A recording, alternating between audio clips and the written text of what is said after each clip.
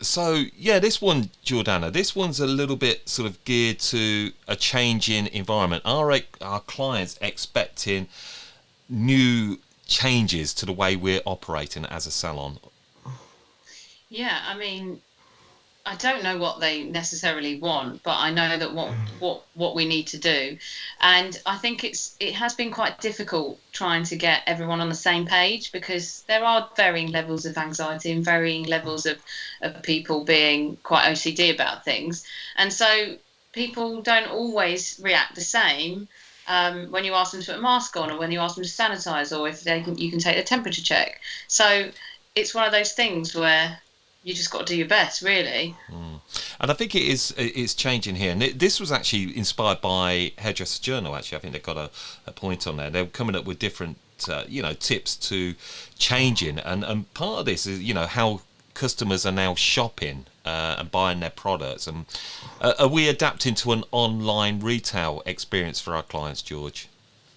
Do you know what? I think we've always had that. I think salons will agree. Like we've got sites like look fantastic, feel fantastic that always undercut us. I think it's just about teaching our clients about hair care and teaching them about aftercare. That's going to really make the difference. We've always got competitive sites. You've always got big brands as well going into high end stores. You've got a number of brands that you can get at TK Maxx and Superdrug, Boots. So we're always in competition. I just think that now's the time, if ever. A lot of people tout for business, like different kinds of business to coming through the doors. But in actual fact, look at the client base in front of you and see how you can utilise and monetize that. And I think that now's a really good time to do that. I think clients are more prepared to listen to you because of the amount of time that they were forced from coming into your salon. Are you So actually quite big on online shopping for your salon, Jordana, with Cobella? Do you sell your products online? No, but I did meet a lady at Salon Smart who owns Neville's Hair and Beauty. She was telling me if you set up some kind of association or collaboration with Amazon, that if we do go into a second lockdown, or even now, you can basically set up your own like business on Amazon and sell Kerastase or whatever retail products you have in the salon directly to the consumer, and like Amazon sorts it out for you just for a small fee. So I can't remember what it's called. I think it's called an Amazon Associate or something. So that's a really good way of maybe doing online retail. But otherwise, we're still trying to push it in the salon.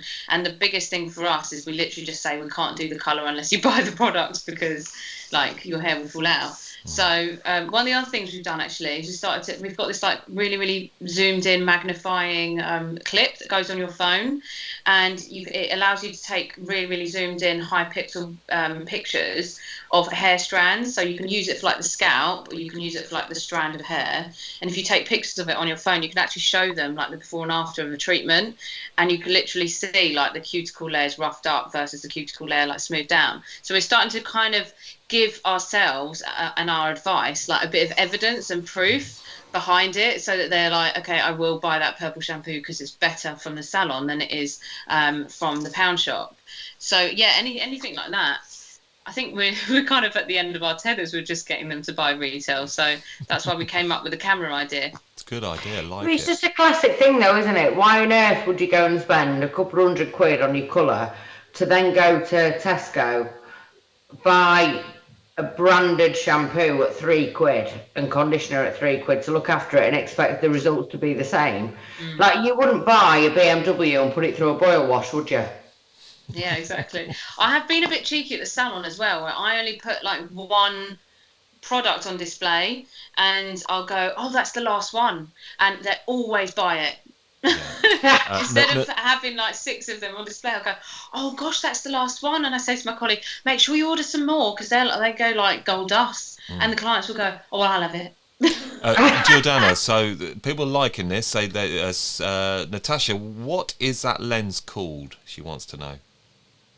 I can't remember off the top of my head, but I've basically got loads of different attachments off Amazon.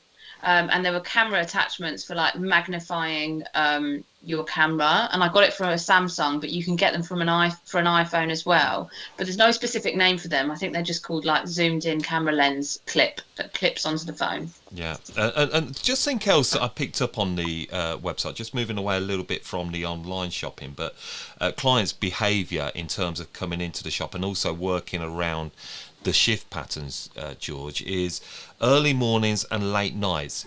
Have you changed the opening hours of your shop to meet this demand and also to have less people in the shop at the same time? Yeah, we do that anyway. I mean, like if people want early mornings on a weekend, my team will be in. I will work till whatever time. We don't do any more than 3 cuts and colours per day unless we work late. But that's not because of COVID, really. I mean, part of it was because of COVID, but it's because colour work is so different now. People aren't phoning up and saying, can I get a global application and a full head of highlights? They're giving me a picture of Khaleesi off Game of Thrones that's got whiter than white hair. And they've got box eye build up and this, that and the other. And I physically can't do her hair in less than 8 hours. Therefore, I can only do 3 clients a day because of the expectation that Pinterest, Instagram and social media present me. It's actually nothing to do with COVID-19. It's just to do with people want more for the money. And that's fine for you though, George, but for a lot of people, they are having to change their opening hours because of a team that maybe they have to split to early morning. Jordanna, is this something you've had to do in your opening hours? Well, what we did is we kept them exactly the same. We just got a couple more people onto the late shift, but we kept the opening hours the same, which is 9 a.m. till 8 p.m. And we have found that Saturdays have started to become our busiest day again, because that wasn't a busy day for the last year. It was more Fridays because people were working from home as well. But yeah, I just didn't want to open any earlier or any later because I think it's tough enough out there.